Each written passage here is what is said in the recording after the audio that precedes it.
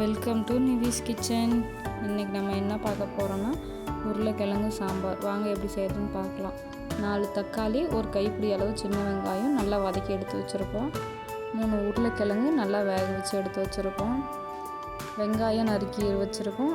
கருவேப்பில், கொத்தமல்லி, இஞ்சி பூண்டு பேஸ்ட்டு, 2 பச்சை மிளகாய் கீரி வச்சுருக்கோம். அரை மூடி தேங்காய் எடுத்து வச்சுருக்கோம். வாங்க இப்போ எப்படி செய்யாதுன்னு பார்க்கலாம். ஃபஸ்ட்டு பாத்திரத்தை கேஸில் வச்சிடலாம். நல்லா சூடாகட்டும். இப்போ தேவையான அளவு எண்ணெய் நம்ம அதில் ஊற்றிக்கலாம்.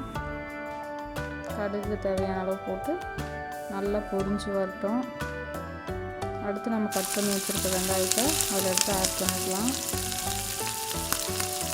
பச்சை மிளகாயும் அது கூடயே ஆட் பண்ணி நல்லா வதக்கி விட்டு நல்லா கிண்டி விட்டுடலாம். நல்லா வதங்கணும். கருவேப்பில், கொத்தமல்லி தழையை நம்ம அதுலேயே ஆட் பண்ணிக்கலாம். இப்போ நல்லா கிண்டி விட்டுடலாம்.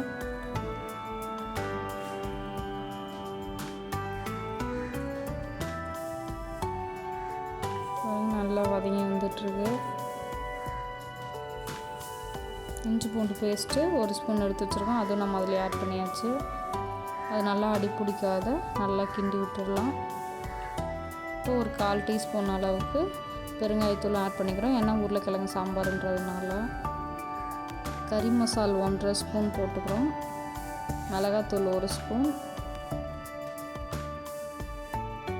மஞ்சள் தூள் 1/4 டீஸ்பூன் அளவு சேர்த்துக்கலாம்.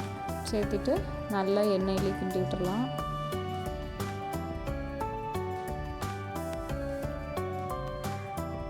நல்லா எண்ணெயில் வதங்கிட்டுருக்கு. அடுத்து மல்லித்தூள் 1/2 ஸ்பூன் அளவுக்கு நம்ம அதிலே ஆட் பண்ணிக்கலாம்.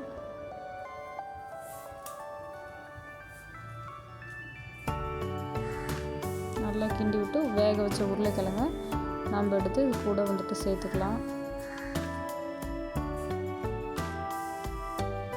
நல்லா சேர்த்தாச்சு. இப்போ ஃபுல்லாக எடுத்து நல்லா கிண்டி விட்டுக்கலாம்.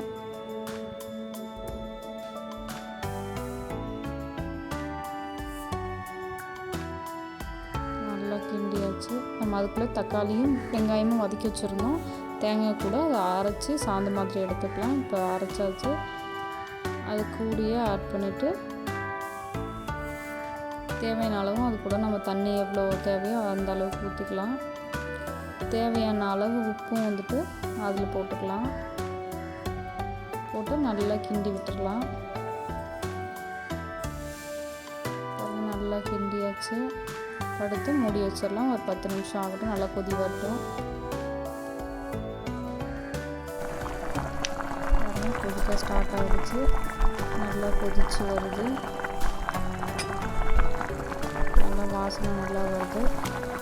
இந்த மாதிரி இட்லிக்கு ட்ரை பண்ணி பாருங்கள். செம்மையாக இருக்கும் இந்த சாம்பார்.